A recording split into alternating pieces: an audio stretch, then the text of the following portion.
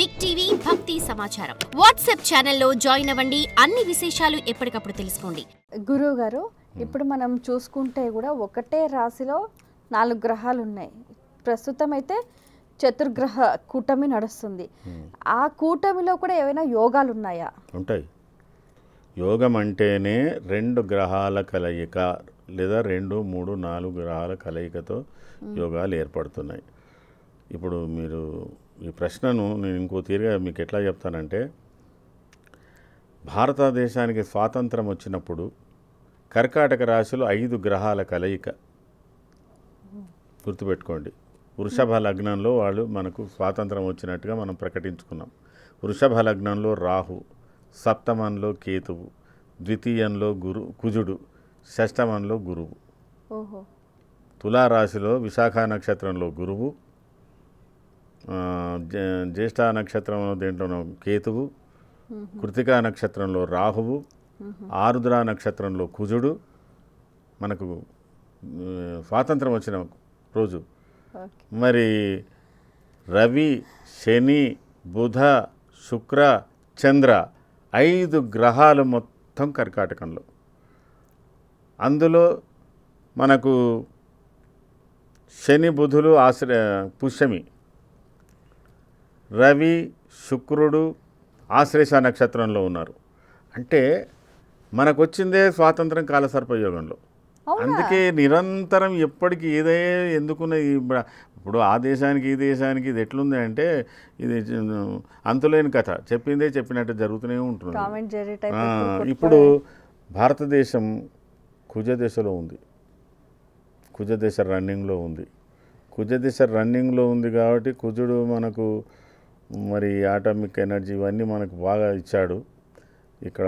అంటే ఇప్పుడు అందరూ చాలా బలిష్టంగా దృఢంగా దృఢ సంకల్పాలతో ఏదో చేయాలన్న దీక్షతో కూడా ఉన్నట్టు కిందకే లెక్క ఇక్కడ. అట్లా మనం అట్లా అన్వయించుకున్నట్టయితే ఏ గ్రహం 4 గ్రహాలు 3 గ్రహాలు ఉంటే ఏదో ఒకటి జరుగుతుందని అనుకోవాలమ్మా. అయితే ఇప్పుడు ఈ యుద్ధ వాతావరణం అనేది ఇంకెంతకాలం కొనసాగే అవకాశం ఉందంటారు? ఈ యుద్ధ వాతావరణము నాకు ఈ సంవత్సరం అంటే తెలుగు విశ్వాసనామ సంవత్సరం అంతా కూడా భయాందోళనతోనే ఉంటుంది. అప్పుడప్పుడు మళ్ళీ ఏవో కొద్దిగా విచిత్ర పరిస్థితులు ఏర్పడతాయి, ఏదో జరిగే అవకాశాలు ఉంటాయి.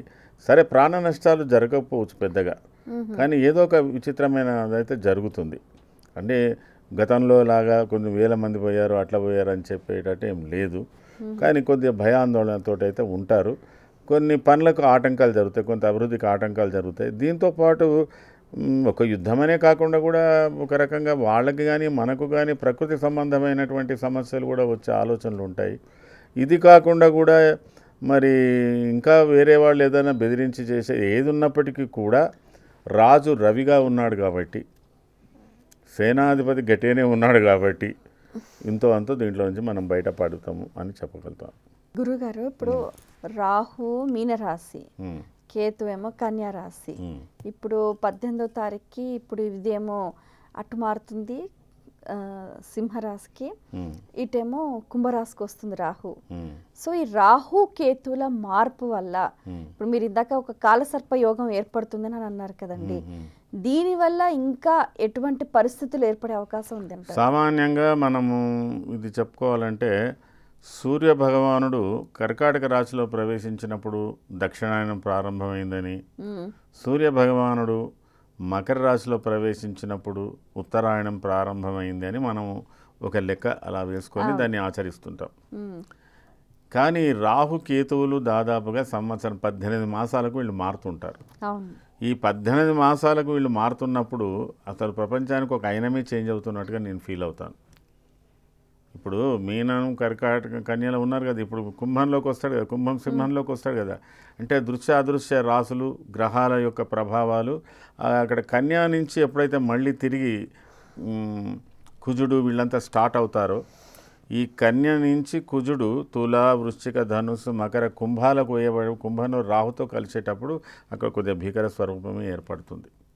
అలాగే సింహరాశిలో కుజుడు కేతుతో కలిసినప్పుడు కూడా, కేతుతో కలిసి రాహుతో దృష్టిలో అలా ఉన్నప్పుడు కూడా అక్కడ ఏదో ఒక ప్రత్యేకత, ఆ మాసంలో ఏదో ఒక ప్రత్యేకత, శుభాశుభాలు జరిగే అవకాశాలు ఉంటాయి. అక్కడ కొద్దిగా అనీజీ మనం ఫీల్ అవుతాం. అది ప్రకృతి పరంగా కావచ్చు, ఇలాంటి వాతావరణ ఇప్పుడున్నటువంటి వాతావరణ పరంగా కూడా కావచ్చు.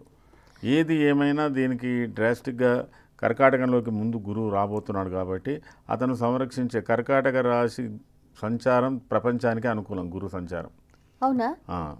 అయితే ఇక్కడ ఇంకొకటి, బుధుడు కుజుడు లేదా కుజరాశిలో బుధ సంచారం ఉన్న, బుధరాశిలో కుజ సంచారం ఉన్న చాలా తెలివితేటలు, కపటాలు, కుతంత్రాలతో ఎక్కువగా నడిచేటువంటి టైపులు ఉంటాయి. అయితే ఈ బుధుడు మేషంలో ఉన్నాడు కదా, ఇప్పుడు మొన్న జరిగిన ఆపరేషన్ చూడండి, సరిగ్గా బుధుడు తెల్లవారుజామున నా 5 గంటలకు 6 గంటలకు మేషంలోకి వస్తున్నాడు నా పంచాంగ రీత్యా. ఒక 2 గంటల కాలం ముందే వాళ్ళు అక్కడ ప్రయోగాలు చేశారు, మొత్తం ఆ 9 స్పాట్స్ స్మాష్ చేశారు. అంటే బుధుడు మేషంలో ప్రవేశించే లోపుగా అది ఖతమైపోయింది. అంటే బుధుడు చాలా మటుకు వ్యక్తిగత జాతకంలో కూడా బుధుడు కుజరాశిలో ఉన్నటువంటి బుధుడు చాలా తెలివితేటలు, చాలా దాన్ని ఏమంటారు ఎక్యూట్ అదే ఇచ్చే అవకాశాలు ఉంటాయని చెప్తారు సామాన్యంగా.